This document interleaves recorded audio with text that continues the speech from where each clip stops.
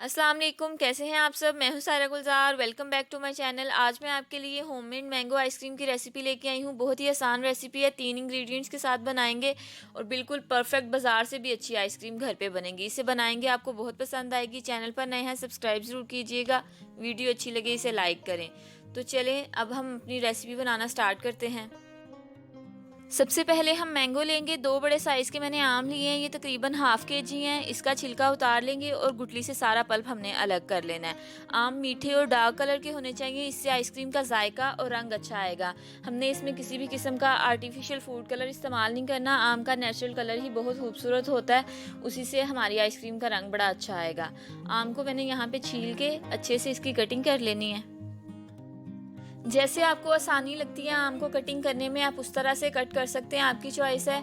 बस ये है कि उस पर छिलका नहीं होना चाहिए और गुठली से सारा जो गूदा है वो हमने अलग कर लेना है।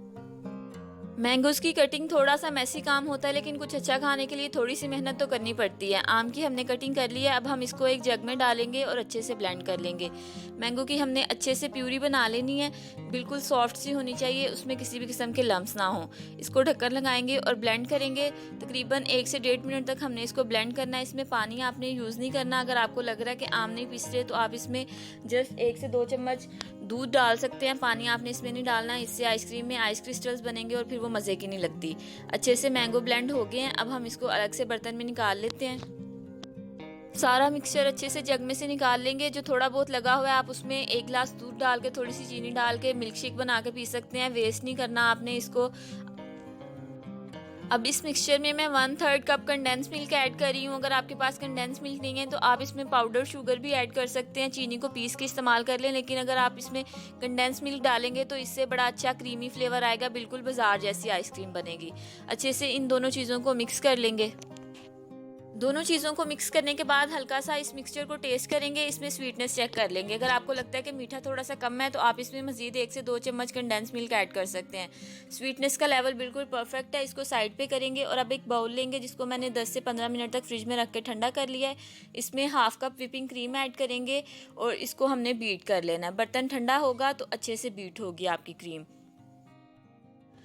आप इसको इलेक्ट्रिक बीटर के साथ भी बीट कर सकते हैं। इस तरह का कोई भी विस्क ले लें या आप मैनुअल बीटर भी इस्तेमाल कर सकते हैं। ये ना सोचेंगे हमारे पास बीटर नहीं है तो हम आइसक्रीम किस तरह से बनाएं। हाथ से भी फेंटेंगे तो अच्छी आइसक्रीम आपकी बन जाएगी।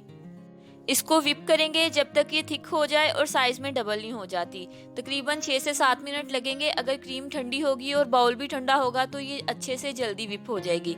आप देख सकते हैं क्रीम का साइज़ बिल्कुल डबल हो गया है। अब हमने इसमें अपना वो मिक्सचर जो बनाया था मैंगो और कंडेंस मिल्क का, वो ऐड करेंगे।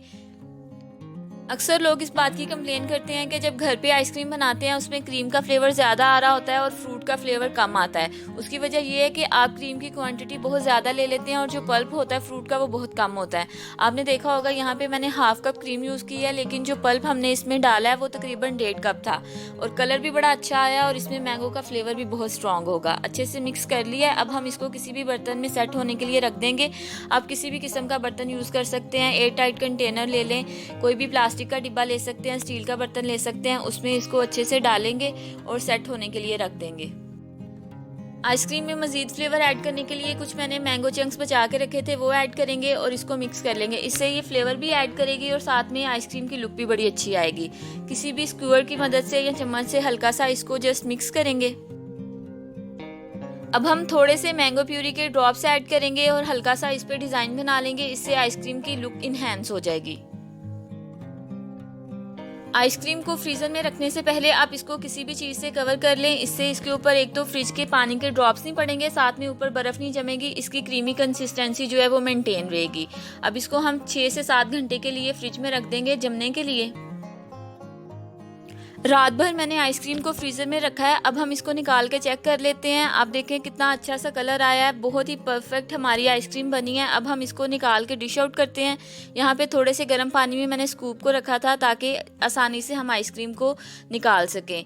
आप इस रेसिपी को घर में ज़रूर ट्राई करें और मुझे फ़ीडबैक ज़रूर दीजिएगा। आपको ये रेसिपी कैसी लगी, वीडियो अच्छी लगी हो इसको लाइक करें, शेयर करें और मेरे चैनल को सब्सक्राइब ज़रूर कीजिएगा। बहुत जल्द मिलेंगे एक नई रेसिपी के साथ। तब तक अपना बहुत ख्याल रखें और मुझे दुआओं में याद रखिएगा। अल्लाह हाफिज़।